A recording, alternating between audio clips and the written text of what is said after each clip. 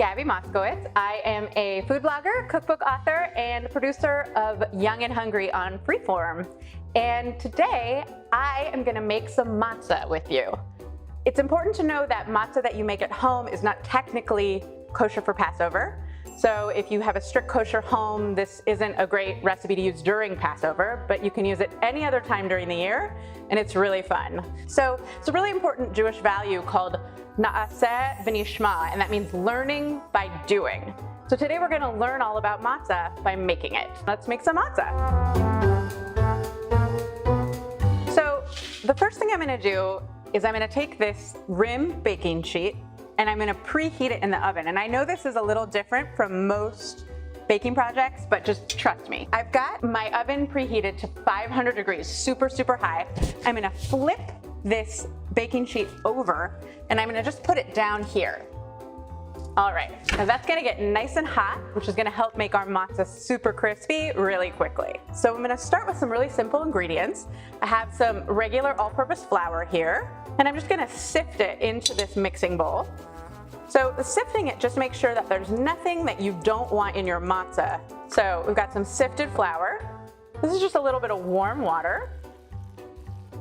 I'm also gonna add some extra virgin olive oil. You can use another oil if you want.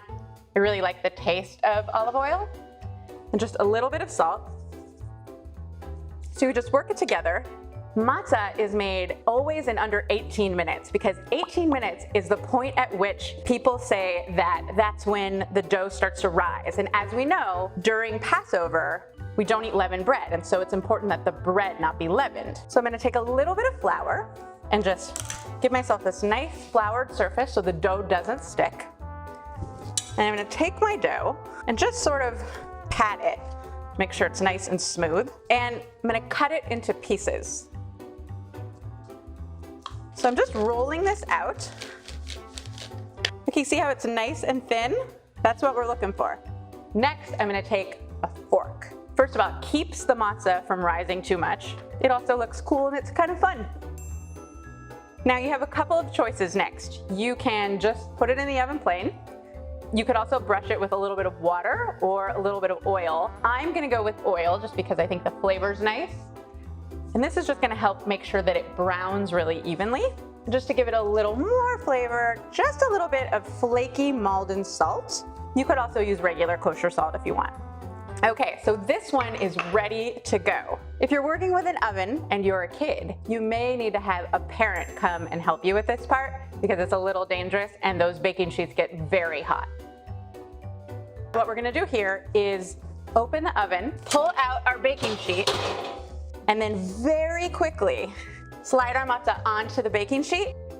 And it's gonna be about maybe 2.5 minutes, and then we're gonna use some tongs to flip it. Okay, so the matzah has been baking for about 2 minutes, so it's time to flip it. And it's gonna bake for another 2 or 3 minutes, and then we're gonna have crispy homemade matzah. As you can see, it's beautiful, it's thin, it's crispy and crunchy, perfect for a snack, however you like to have matzah.